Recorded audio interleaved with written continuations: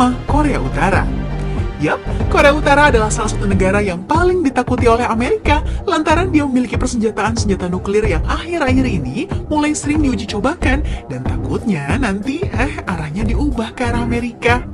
Selain senjata nuklir, Korea Utara juga diperkirakan punya 700.000 tentara aktif, 4,5 juta tentara cadangan, 944 pesawat tempur, 100 kapal perang, dan stok 50 senjata nuklir, geng.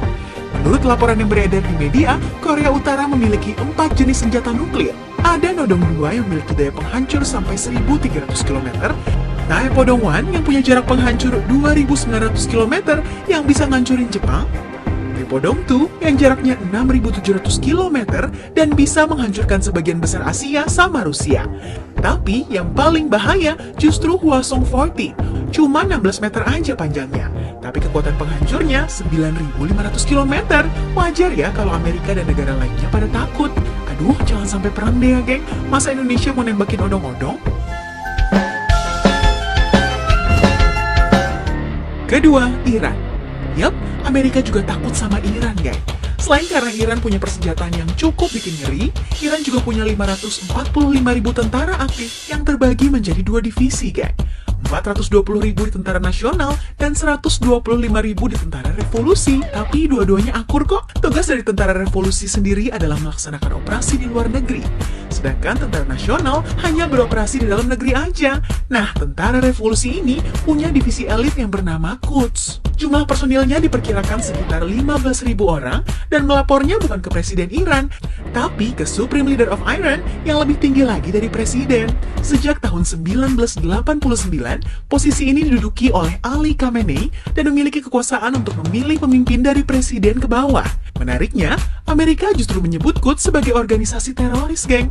Lantaran pasukan Quds tak segan memberi dukungan pada organisasi-organisasi teroris yang dimusuhi oleh Amerika. Ya wajar kalau takut ya. Ketiga, Indonesia. Yap, tanah air kita tercinta ini adalah salah satu negara yang juga ditakuti sama Amerika loh, geng. Gimana enggak? Militer kita rankingnya nomor 18 di seluruh dunia, dan pasukan khusus Kopassus di ranking pasukan khusus terkuat nomor 3 di dunia. Udah gitu kita punya tentara aktif 434.000 orang, dan 107 juta penduduk siap militer. Pembagian divisi pun lengkap, ada angkatan darat, laut, dan udara. Dan setiap angkatan pun punya subdivisi lagi.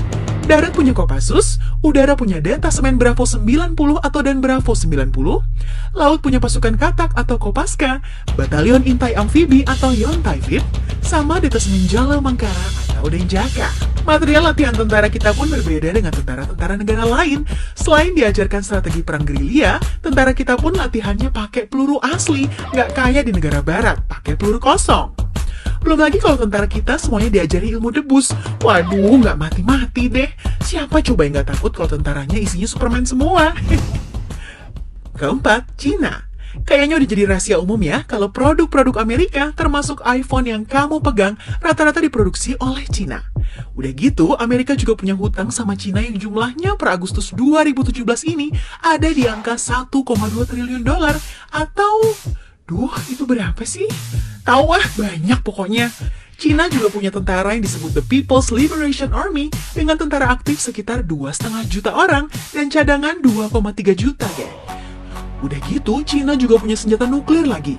Tapi bedanya, Cina udah resmi tergabung dalam Nuclear Weapon States atau negara yang udah resmi memiliki senjata nuklir bareng sama Amerika, Rusia, Inggris, dan Perancis, geng.